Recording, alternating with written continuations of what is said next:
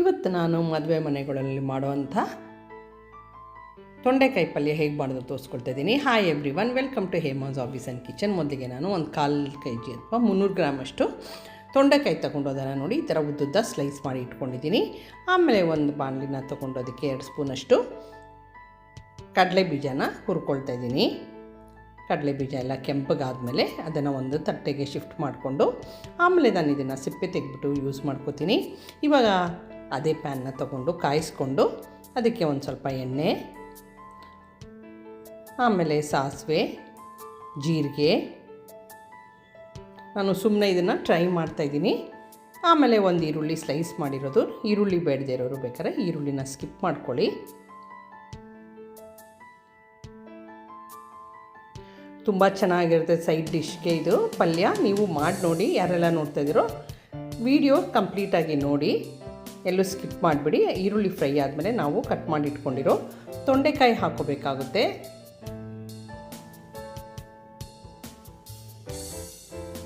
ತೊಂಡೆಕಾಯಿ ಹಾಕ್ಕೊಂಡು ನೀಟಾಗಿ ಈಗ ಮಿಕ್ಸ್ ಮಾಡ್ಕೊಳ್ಳಿ. ನಾನು ಬೇರೆ ಥರ ತೊಂಡೆಕಾಯಿ ಪಲ್ಯನೂ ಮಾಡೋದು ನನ್ನ ಚಾನಲಲ್ಲಿ ತೋರಿಸಿದ್ದೀನಿ, ನೀವು ಬೇಕಾದ್ರೆ ಹೋಗಿ ನೋಡ್ಕೊಂಬನ್ನಿ.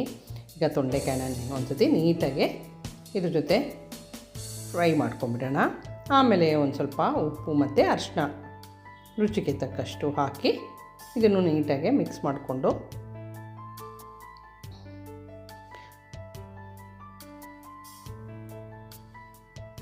ಇವಾಗ ನಾನು ಒಂದು ಮುಚ್ಚಳ ಮುಚ್ಚಿಬಿಟ್ಟು ನೀರು ಹಾಕ್ತಲೇ 1 ನಿಮಿಷದವರೆಗೂ ಇದನ್ನು ಬೇಯಿಸ್ಕೊತೀನಿ. ಆಮೇಲೆ ನೋಡಿ ಈ ಥರ ಆಗಿರುತ್ತೆ. ನೀರು ಹಾಕ್ತಲೇ ಒಂದು ಅರ್ಧ ಬೆಂದು ಹೋಗಿರುತ್ತೆ, ನೀವು ಬೇಕಾದ್ರೆ ಚೆಕ್ ಮಾಡ್ಕೊಳ್ಳಿ. ಆಮೇಲೆ ಇದಕ್ಕೆ ನಾನು ಕುಟ್ಟಿರೋ ಮೆಣಸಿನ ಪುಡಿ ಹಾಕ್ಕೊಳ್ತೇನೆ. ಕುಟ್ಟಿರೋದು ಇದು, ಸ್ವಲ್ಪ ಚಿಲ್ಲಿ ಫ್ಲೇಕ್ಸ್ ಬೇಕಾದ್ರೂ ಹಾಕ್ಕೋಬೋದು, ಬಟ್ ನಾನು ಈ ಥರ ಮಾಡಿ ಇಟ್ಕೋತೀನಿ, ಚೆನ್ನಾಗಿರುತ್ತೆ.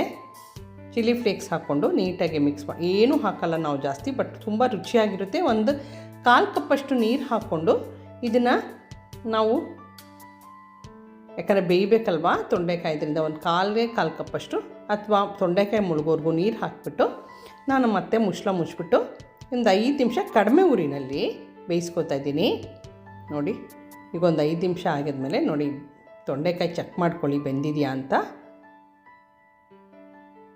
ಆಮೇಲೆ ಇದಕ್ಕೆ ಒಂದು ಟೊಮ್ಯಾಟೊ ಕಟ್ ಮಾಡಿರೋದು, ಆಮೇಲೆ ತೆಂಗಿನ ತುರಿ, ಆಮೇಲೆ ಈಗ ಮೊದಲೇ ನಾವು ಕಡಲೆ ಬೀಜ ರೆಡಿ ಮಾಡ್ಕೊಂಡಿದ್ವಲ್ಲ ಅದನ್ನು ಹಾಕ್ಕೊಳ್ತಾ ಇದ್ದೀನಿ. ಅದನ್ನು ಸಿಪ್ಪೆ ತೆಗೆದುಬಿಟ್ಟು ಯೂಸ್ ಮಾಡ್ತಾಯಿದ್ದೀನಿ. ಆಮೇಲೆ ಇದನ್ನೆಲ್ಲ ನೀಟಾಗಿ ಮಿಕ್ಸ್ ಮಾಡ್ಕೊಂಬಿಡೋಣ. ತುಂಬ ಚೆನ್ನಾಗಿರುತ್ತೆ, ನೀವು ಟ್ರೈ ಮಾಡಿ ನೋಡಿ. ಕಡಲೆ ಬೀಜ ನಿಮಗೆ ಜಾಸ್ತಿ ಕಡಿಮೆ ಯಾವ್ದು ಬೇಕಾದರೂ ಹಾಕ್ಕೋಬೋದು. ಇವಾಗ ನೀಟಾಗಿ ಮಿಕ್ಸ್ ಮಾಡಿದ್ಮೇಲೆ ಮತ್ತೆ 1-2 ನಿಮಿಷದಷ್ಟು ನಾನು ಮುಚ್ಚಳ ಮುಚ್ಚಿಬಿಟ್ಟು ಇದನ್ನು ಬೇಯಿಸ್ಕೊತೀನಿ. ಒಂದೇ ಹದವಾಗಿ ಬೆಂದ ಮೇಲೆ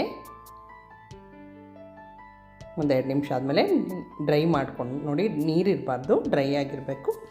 ಆಮೇಲೆ ಕೊತ್ತಂಬರಿ ಸೊಪ್ಪು ಹಾಕ್ಕೊಂಡು ಇದನ್ನು ಫಿನಿಷ್ ಮಾಡ್ಕೊತಾ ಇದ್ದೀನಿ.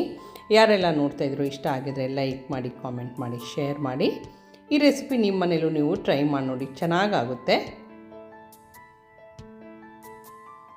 ಬೇಳೆ ಸಾರು ಮೇಲೆ, ಚಪಾತಿ ಮೇಲೆ, ಅನ್ನದ ಮೇಲೆಲ್ಲ ಚೆನ್ನಾಗಿರುತ್ತೆ. Thank you for watching my video.